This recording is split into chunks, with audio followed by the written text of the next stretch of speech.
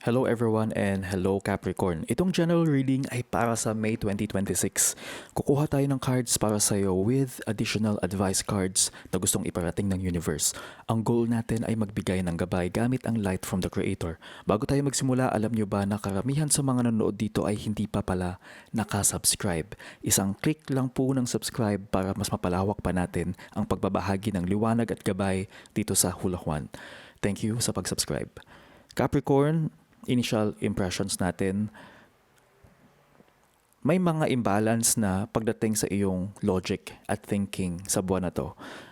Nagsimula ito sa isang hindi pagkakasunduan or gulo noong nakaraan. Kaya ngayon ay parang nawala ka sa iyong dating matibay na landas at tinatahak. May posibilidad na hindi ka makapagdesisyon ng maayos sa mga bagay na may kinalaman sa pera o investments ngayong Mayo. Tandaan mo na the more na iniisip mong kulang ka, ay lalo lang itong magre-reflect sa reality mo sa labas. Ang buwan na to is a challenge for you to regain your balance. Huwag kang masyadong matigas sa sarili mo at sa iyong mga katuwiran. Minsan, ang pag-amin sa pagkakamali, ang unang hakbang para maayos ang iyong finances at ang iyong peace of mind. Ang pag-amin ay isang paraan para magbukas ang sarili mo sa growth. At ito ang magbibigay sa iyo ng tools, ito ang magbibigay sa iyo ng lakas ng loob, ng energy, at tamang ugali kung paano mo haharapin ang mga pagkakamali mo at ang mga gagawin mo papunta sa hinaharap mo. Ito yung makakatulong sa iyo, kaya tandaan mo na ito yung magiging important mong sandata. Hindi ito sinasabi ko lang just because sinabi to ng cards, pero ito yung nararamdaman ko habang nakikita ko yung cards mo. So, your first card is the Two of Cups. Noong nakaraan, nakaranas ka ng lamat sa isang mahalagang partnership. Pwedeng sa pag-ibig o sa business. Nawala ang harmony at balance na dati ay nagpapatakbo ng iyong samahan ng maayos at walang gulo noong nakaraang buwan. Naging mahirap ang pag-unawa sa isa't isa at nagresulta ito sa mga hindi pagkakaunawaan na nagbigay sa iyo ng bigat sa dibdib. Para kang nawalan ng kakampi at ito ang naging dahilan kung bakit naging shaky ang iyong confidence sa sarili mo noon. Ang phase na ito ay nag-iwan sa iyo ng takot na baka hindi ka na makahanap ng taong makakaintindi sa iyo. Pero gamitin mo ang leksyon na ito para malaman kung ano ba talaga ang values na importante sa iyo sa isang relasyon sa hinaharap. You have the King of Swords reversed. Sa ngayon, naging masyado kang mahigpit or cold sa iyong mga usapan para lang makuha ang gusto mo.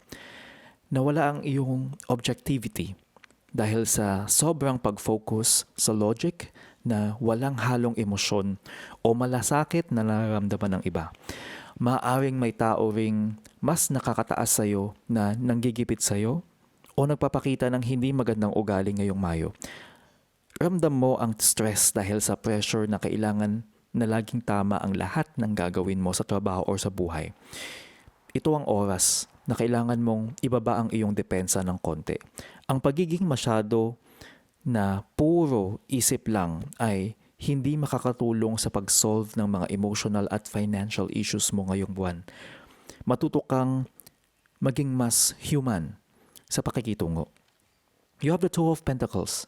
Ang enerhiyang pwedeng pumasok sa iyo ay ang pangangailangan na magbalanse ng iyong mga obligasyon. Marami kang ginagawa ngayong Mayo at kailangan mong maging mabilis sa pag-adjust sa mga pagbabago sa iyong schedule at budget. Maaaring magkaroon ka ng dalawang opportunities ng sabay na kailangan mong pagsabayin para umasenso. Ang enerhiyang ito ay nagtutulak sa iyo na maging flexible at huwag masyadong seryosohin ang bawat maliit na aberya na dumarating. Ang Two of Pentacles ay laro ng buhay. Minsan nasa taas, minsan nasa ibaba. Matuto kang sumabay sa agos para hindi ka ma-overwhelm sa mga pagbabagong hindi mo naman kontrolado. Ang pagiging agile ang magliligtas sa iyo ngayong Mayo. You have the advice card here, which is the King of Pentacles reversed. Ingat sa pagiging masyado na materialistic o pagiging kuripot sa maling paraan. Baka dahil sa takot mong mawalan ng pera, hindi mo na nakikita ang mga opportunities na kailangan ng konting investment o tiwala sa sarili. Check mo rin kung maayos ba ang pag-manage mo sa iyong resources sa pamilya. Ang payo ay maging mapagbigay at huwag hayaan ang pera ang mag-control sa iyong kaligayahan o sa pakikitungo mo sa ibang tao ngayong Mayo. Huwag kang magpakaalipin sa iyong career o sa iyong bank account. Ang tunay na yaman ay nasa balanse ang iyong trabaho at ang iyong emotional well-being. Kaya huwag mong kalimutan ang iyong sarili sa gitna ng paghahabol ng stability. You have the Six of Pentacles reversed. Ang pwedeng maging outcome kung hindi mo maayos ang iyong balance ay ang pagkakaroon ng hindi patas na pagbibigayan sa relasyon. Pwedeng ikaw ang laging nagbibigay pero wala namang bumabalik. O kaya naman ikaw ay nagiging biktima ng panlalamang. Ingat sa mga usapin na pera na may kinalaman sa panghihiram. Maaaring magkaroon ng gulo dahil sa hindi malinaw na usapan tungkol sa bayaran o sa hatian ng mga obligasyon sa bahay o sa trabaho nyo ngayong Mayo. Sa dulo, marirealize mo na ang generosity ay dapat may boundaries din para sa iyong sarili. Huwag mong hayaang maubos ka sa pagtulong sa mga taong hindi naman marunong mag-appreciate ng iyong mga sakripisyo at paghihirap para sa kanila. Advice cards na tayo. Please subscribe, like, and huwag kalimutan i-share sa mga kilala ninyo na kailangan ng reading. Maliit na bagay lang po ito to support this channel. Your first advice card is Abundance Mindset. Isang paalala na ang iyong kaisipan ang lumilikha ng iyong realidad. Kung puro wala ang nakikita mo sa paligid, laging magiging kulang ang pasok ng swerte sa buhay mo ngayong Mayo. Gamitin mo ito para labanan ang mga takot mo sa pera. Simulan mong isipin na sapat ka at meron ka at makikita mo na mas magiging maluwag ang daloy ng yaman sa'yo. Ang pagiging grateful ay mag-attract sa'yo ng mas marami pang blessings. And your next advice card is positivity, faith, and optimism. Ang iyong positibong pananaw ang magiging magnet mo para sa mga himala. Huwag mong hayaan ang logic mo na ang maging cold ay maging hadlang sa iyong pananalig sa tadhana at sa may kapal. Dahil sa King of Swords energy mo, kailangan mong palitan ang cynicism ng optimism ngayong Mayo. Kumbaga yung iniisip mo laging lahat ay imposible. Yung para sa'yo ay wala kang paniniwala na magiging maayos ang ginagawa mo. Maniwala ka na may solusyon sa bawat problema. Kahit hindi mo pa nakikita ngayon, ang faith mo ang magdadala sa'yo sa tagumpay. Your third advice card is compassion. Habang nagdarasal ka para sa mas malalim na malasakit sa iba, isang bagong pagkatao ang isisilang. Tulungan mo ang sarili mo na matutong tanggapin ang iyong mga kahinaan ng may pagmamahal at pag-unawa. Ito ang kailangan para maayos ang lamat sa iyong nakaraang partnerships.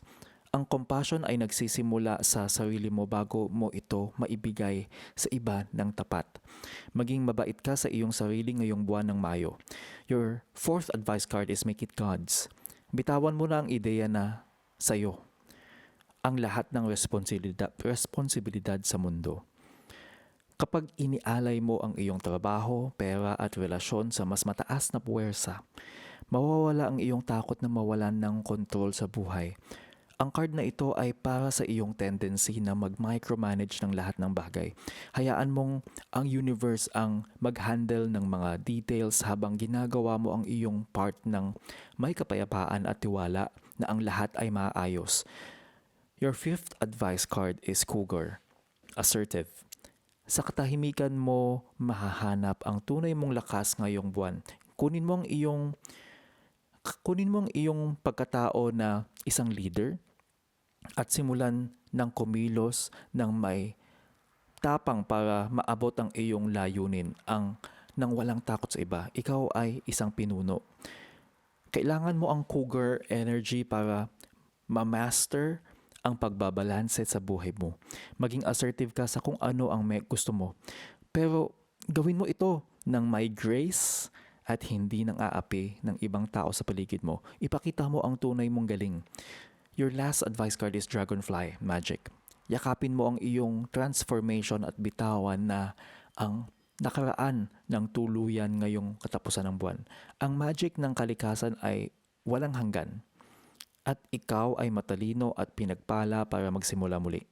Ito ang final message para sa iyo, Capricorn. Ang Dragonfly ay nagpapaalala na kahit gaano kabigat ang simula ng Mayo, kaya mong lumipad at maging makulay ulit ang iyong buhay sa dulo nito. Magdiwala ka sa mahika ng bagong simula. Yan ang reading ninyo. Please follow or subscribe, Hula Juan, para may aabangan kang forecast for your sign. Always remember na sa lahat ng gagawin mong desisyon, dapat mabuti ang iyong intention. See you sa next na reading.